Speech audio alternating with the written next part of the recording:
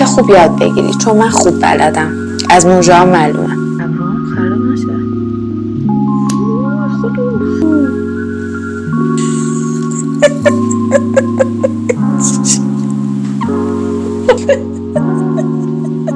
با من در ادامه ویدیو همراه باش.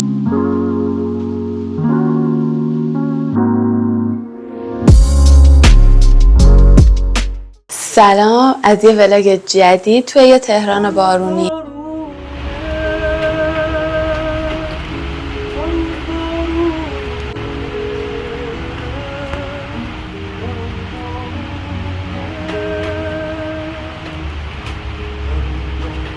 امروز 7 مهره و من از ولاگ قبل تا الان هنوزم که هنوز استفاده نکردم، برخلاف اینکه این همه ذوق داشتم. الان میخوام برم بیرون، ولی برگردم میخوام که اینو هم رو ابروام هم رو موجه هم با هم تست کنیم. این یه دونه پکه برای لیفت موجه و ابرو که بهتون تو ولاگ قبلی نشون دادم. حالا خودم یه ذره سرچینو هم کردم، دیدم خیلی کار خاصی نداره و به نظر اینطوری میاد. حالا شاید در عمل سخت باشه ولی ما حتما انجام میدیم و نتیجه رو به شما میگم. لینک خریدشم اگر خوب بود تو دیسکریپشن میذارم براتون. از دیجیکالا خریده بودم. دیگه الان میخواستم حاضر شم، گفتم که بیام یه سلام علیکی با شما بکنم و اینکه دیگه کم کم حاضر شیم بزنیم بیرون. تو این هوا واقعا نره آدم بیرون ستمه دیگه. این چای رو هم بزنیم و روشن شیم، بریم که حاضر شیم. هر دفعه چای میریزم بیام بخورم در حین ویدیو، چایم همیشه سرد میشه. تقصیر شماست؟ تقصیر کیه؟ نورمون کمه، بذاریم من نورا رو بیشتر کنم که شما یه وقت دیدگانتون اذیت نشه. ببین الان میخواستم انجام بدم و سلفونم آوردم، ولی چون که قرار شد زودتر بریم بیرون، هوا انقدر خوبه، گفتم بذار برگشتم اونو انجام بدم، چون که نمیخوام هول هولی هم باشه. این اسپری گلابه که سرده. از پروتئین مو میخوام بهتون دوباره آپدیت بدم. الان تا این لحظه که من در خدمتتون هستم 3 دفعه من اینو شستم موهامو و الان که شستم اون لختی که اون اول دیدین صاف شده بود از بین رفت و همونطور که دوست داشتم موهام حالتش برگشته. ولی ببین نرم خیلی نرم شده موهام و عاشقشم. ببین اصلا نرم کننده کلا نمیزنم، با یه شامپو میشورم میام باد سشوار میگیرم میشه اینجوری، خیلی هم نرم و نازک و قشنگ. حالا هنوز فر نکردم موهامو که ببینم بعد از پروتئین فرش هم هنوز خوب میشه یا نه، ولی همین جوریش که عالیه. حالا حتما فرم میکنم و بهتون میگم، چون من اصلا همه هدفم این بود که کراتین نکنم، پروتئین کنم که بتونم موامو فر کنم دوباره. این پروتئینی که من بهتون گفتم از اون دست پروتئیناست. هر ریویوی دیدم مثبت بوده، یعنی هر کسی که ازش استفاده کرده اومده ازش تعریف کرده. اما اینکه چه مدلی رو انتخاب میکنید برای موهاتون، اون خودش خیلی مهمه. اون تعیین میکنه که شما در نهایت راضی باشین از پروتئینتون یا راضی نباشین. اتفاقی که افتاد اینه که من توی ویدیوی پروتئین اومدم فقط مال خودم رو توضیح دادم که مثلا خوبه چجوریه، نیومدم بقیه‌اش رو بگم. الان میخوام بهتون راجع به بقیه‌اش هم بگم که مثلا مدل‌های دیگه‌اش حالا خیلی تنوعش زیاده پروتئین آ، ولی 3 مدلش که خیلی زیاده و یه جورای خیلی پر مصرف تره توی همشون، اون 3 تا رو بیام بهتون بگم. حالا الان من میخوام کدوم پروتئین ها رو بررسی کنم براتون. پروتئین توسی، پروتئین روزگولد و پروتئینی که خودم استفاده کردم اسمش گلد لیزاره. حالا الان میخوام بگم که هر کدوم از اینا صافیشون چقدره، موندگاریشون چقدره و احیاشون چقدره. اول از همه مرطوب کننده میزنم. لینک خود اون ویدیو هرم که براتون گرفتم مربوط به پروتئین تراپی و اصلا چیکار باید بکنیم و نکاتش چیه و چیکار کنیم موامون ریزش پیدا نکنه و آسیب نبینه، نسوزه و همه اینا، توی یه ویدیو جدا گفتم که لینکشو این بالاها براتون میذارم. اما کدوم رو باید بخرید؟ قبلش باید اینو ببینین. ببین برای صافی اونی که رنگش توسیه 20 تا 40% صافی داره، روز گلد 50 تا 60% صافی داره، گلد لیزار که من زدم من 50 تا 60% صافی داره. ببین پروتئین توسیه احیاش 80 تا 90%، روز گلد احیاش حدودا 90%، و اونی که گلد لیزاره احیاش 100%. و موهات خیلی دمیج و خشک و داغونه باید از گلد لیزار استفاده کنی. و اگر که موهات رنگ طبیعی دکولوره نشده فقط یه کوچولو خشکه و اینا، از اون توصیه باید استفاده کنی. ماندگاریشون اون توصیه 2 تا 4 ماهه، گلدن روزه با اون گلد لیزار 4 تا 6 ماهه. ولی قبل از اینکه اینو بگم میخوام راجع به حجمی که مصرف شد بگم بهتون. بچه‌ها هر یه دونه قوطی که از این میخرید، موهای منو تو اون ویدیو میبینید که چقدر بلنده و حجمش چجوریه. نسبتا موه پرحجم و بلندی موهای من، و میتونم بگم که این راحت برای 5-6 دفعه رو راحت، خیلی بیشترم حتی نمیدونم، 5-6 دفعه رو قشنگ میتونی باهاش پروتئین کنی با قد موه من. پس خیلی به صرف است. یعنی تو 900 تومن 1 تومن یا شاید یه ذره کمتر بیشتر پول اینو میدی، ولی اولا مقایسه کن با پول آرشگاه. دوبارم که ببین تو 2 ساعت 3 ساعت وقت میذاری ولی یه مواد خوب رو موهات میذاری و چقدر به صرفه است. یعنی میتونی چندین و چند بار باز ازش استفاده کنی. حالا به چی بستگی داره که 4 ماه بمونه یا 6 ماه بمونه گلد لیزار؟ به این که شما چقدر ازش نگهداری میکنی. مثلا منی که میام موهامو چه میدونم مثلا براشینگ میکنم، احتمالی که این اب بین بره بیشتره. یا منی که میام از شامپو بدون سولفات استفاده نمی کنم، شامپو معمولی میزنم، احتمال اینکه زودتر اب بین بره خیلی بیشتره. پس مراقبتاشو باید انجام بدی. اگه ندادی فایده سرت، یه قوطی انقدی داری دوباره انجام میدی. خب اینم از من. حاضر شدم، حالا الان دیگه میخوایم بریم. هنوزم داره بارون میاد، اگر که ببینین نمیتونین ببینین اینجا معلوم نیست خیلی. چقدر خوشگله دخترم. بیا تو ولاگ با لباس جدیدش. کوکو اینجای آستینش باید گفته بشه، هنوز کامل نیست. چیناشو خدای من، خدای من. امسال کوکو خانم زمستون کلی لباس بافتنی داره. مامانم براش یه عالمه لباس بافته. میشد حلقه‌شو گوشه. خیلی قشنگه. یعنی ته سیسه. وای مامان جان، قربونت برم، اینقدر لباست قشنگه، مبارکت باشه.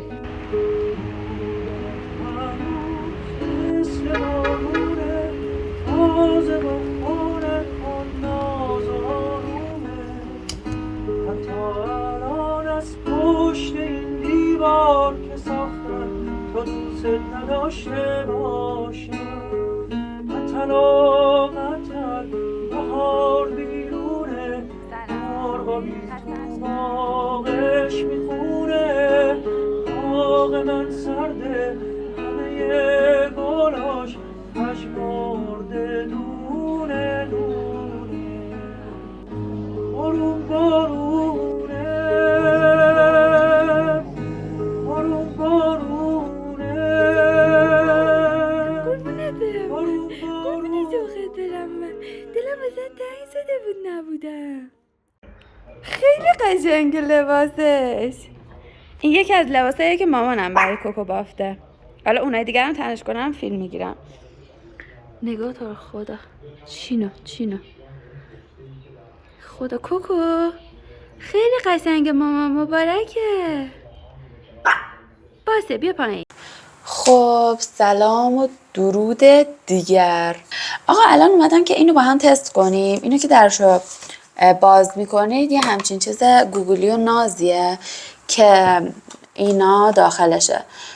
ایشون چسبه و اینای دیگه به ترتیب، مثلا این پرایمر، این فیکساتور، این پرایمر. رطوبت رسانی هم چیزایی و اینم که کلینزره، پاک کننده. حالا الان 2 تا چیزم اینجا هست که ما با هم باز میکنیم. یکیش بیگودیه، این فکر کنم شونه است، توش 3 تا از این شونه ها داره. یک دونه دیگه‌ش هم پده یا همون بیگودی، میکنم سایزه مختلفشه. آره، با توجه به اینکه قد موژه چقدره از یکی از این حالا سایزا باید استفاده کرد، هر کدومش یه سایزیه. ببینید اینجوری. خب ببین این پشت بیگودی رو چسب میزنیم، مخصوصا این بغلا رو، و بعد کل اینجا رو میزنیم.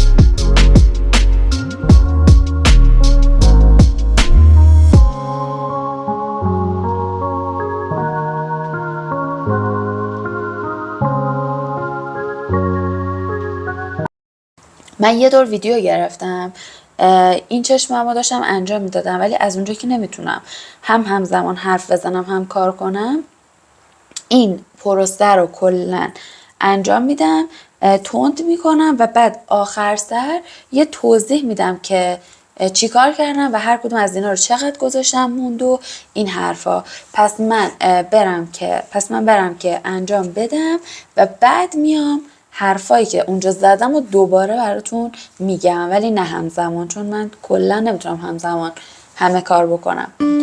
اگه شد بدی به رفت و شد غریبه، زندگی همینه، یه روزی تبدیل به نفرت میشه بهترینش. زندگی همینه، قرار نی بیبی که بخندی همیشه. زندگی همینه، هممون یه رو میریم و تو جدی نگیرش. پاشو پام تو پس برقص، بی خیال هرچی خاطر از کس، دستمو بگی بذار باز خوب شال من یکم. پاشو پام تو پس برقص، بی خیال هرچی خاطر از که هست. موژه ها انجام دادم، خیلی خوب نشد راستش، دفعه اولم بود و مثلا ببین اینجاش خیلی فر شد، اینجاش اونقدر فر نشد، اینجاش هم مثلا من میرفت بالاتر، ولی خب دفعه اولم بود. این زیادی فر شده. ببین از بغل اگه خب از این بر قطعا بعد ببین چقدر زیاد فر شد، نمیدونم احساس کنم خیلی زیادیه. و این ورم هم که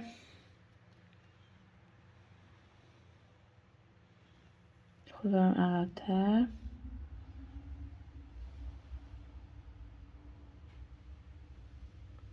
خیلی یه دست نشد دیگه، ولی همینه دیگه، کارش نمیتونم بکنم. به خاطر اینکه موژم خوب نشد حالا میخوام ابروهام هم انجام بدم که اونم خوب نشه.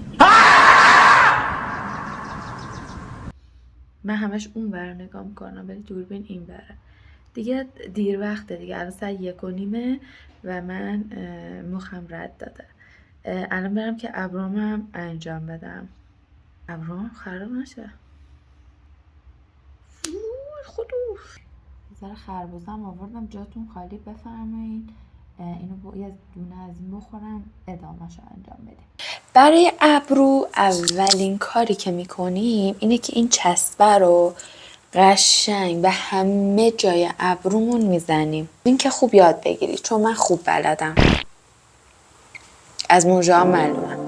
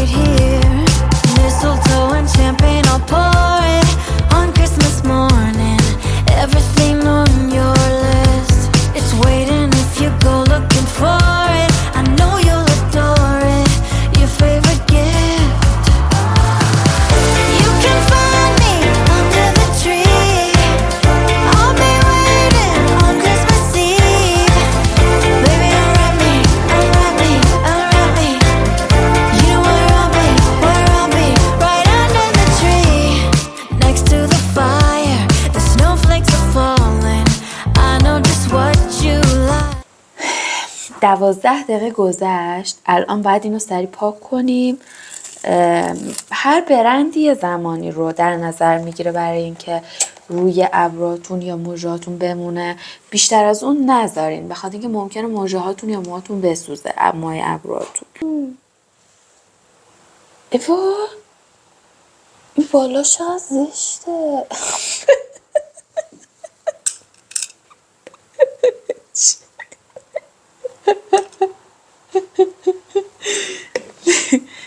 تو رو خدا تو رو خدا نگاه کن. چرا زوم نمیشه؟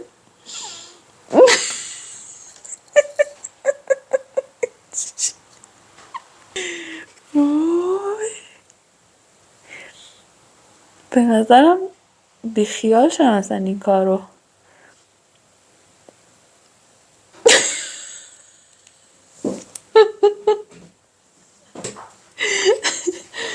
خیلی بچه وای این اصلا نمیره.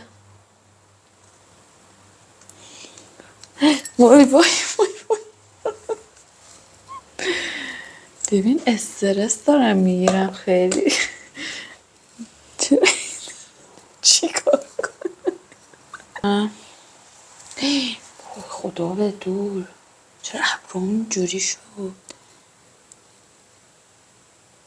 به نظرم هر کاری که من دارم میکنم شما اصلا نکنین. شما یه کار دیگه کنین، از ته به سر انجام بدید.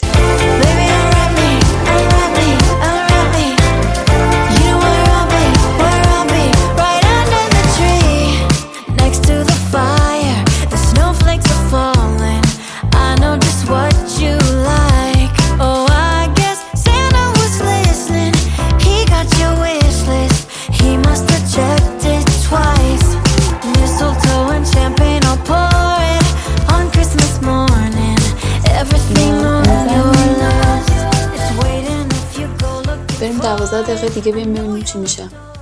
موژه‌ام که اصلا هیچی. بیگودی زیادی باریک بود. موژه‌هام این دست و پای مورچه شده. خیلی بچه.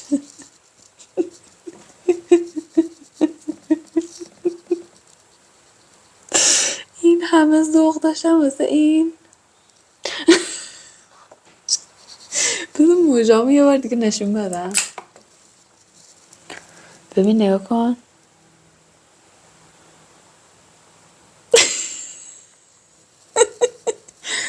بعد اینو نگاه. اینا نشده. ببین اینا رو میبینی؟ اینا نشده. بعد این رفته بالا. باورم نمیشه انقدر بد. اصلا خیلی بد. این چرا اینطوری شده؟ اینه انگار بیگودی پیچیدم. نگاه. وای این دست پای مورچه است. انگار کس خورده. نکنین. هر کاری من کردم شما نکنین. شما از سر به ته برید. از ته به سر برین. ولی این کاری که من کردم رو نکنین. خدافظ. این مواد رو بردارم.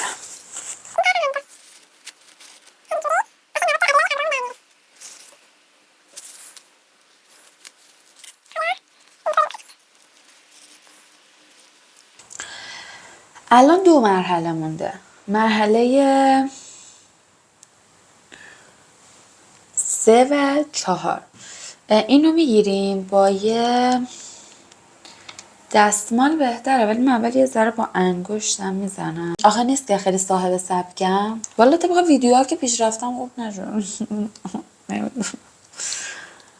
یکم اینطوری میزنم به ابروام.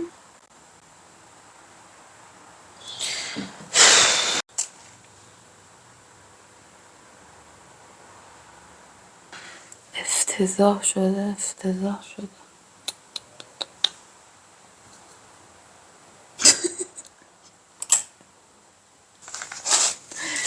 ببینم خوب شد. ایوا چه خوب شد. ایوا چه قشنگ شد. ایوا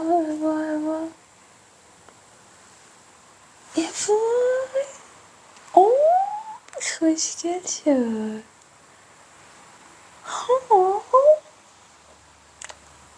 خب دوستای عزیزم، برمیگردیم به ویدیو آموزشی.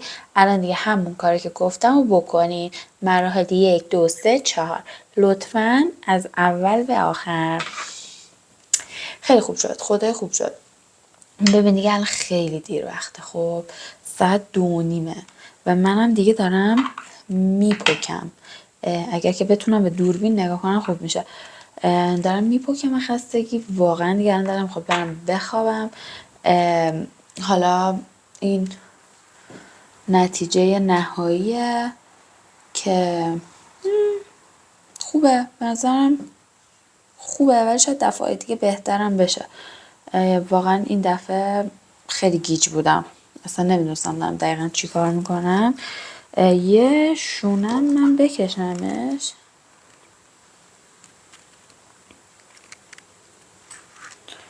شما ببین اولا که خشک نیست، اصلا خشک نیست و قشنگ راحت شونه میشه و میتونید که بهش فرمم بدید. خیلی خوشگل شد، به نظرم خیلی خوشگل شد. نه خوشگل نشد؟ به نظرم خیلی خوشگل شد. اگه که دوست دارید حتما شما هم بگیرید انجام بدین. من اولش واقعا خورد تو ذوقم، ولی الان خیلی راضی و خوشحالم از کاری که کردم. یکم ابروام داره میسوزه، نمیدونم دلیلش چیه ولی داره میسوزه. یه 3-4 تا تار مو ابروم کنده شد که نمیدونم طبیعیه یا نه و دیگه غیر از این مسئله دیگه ای نیست. ابروام هم خیلی خوبه، خشک نیست اصلا. اگر که نگاه کنین از نیمرخ اینطوریه. به موژام لطفا توجه نکنین. و این ورم هم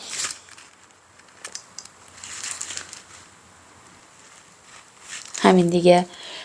دیگه من این ویدیو رو تموم میکنم. وای موژه هامو خدایا،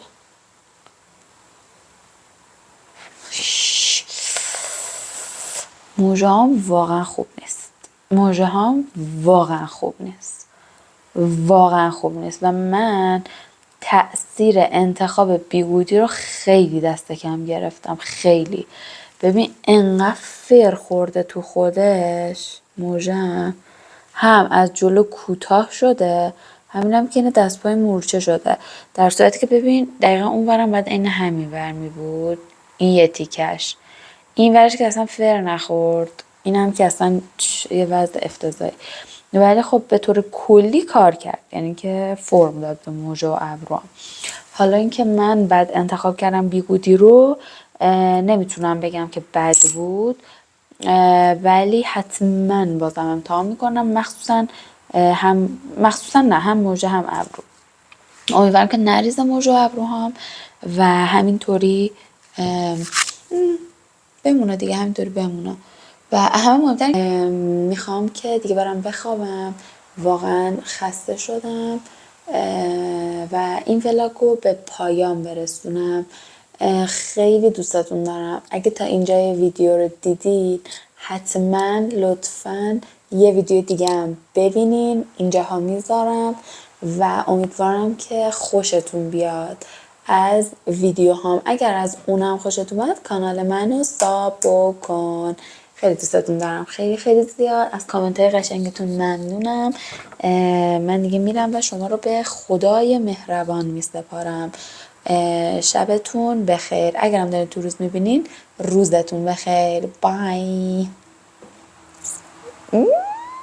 خیلی زشت شده ولی دارم با خودم حال میکنم.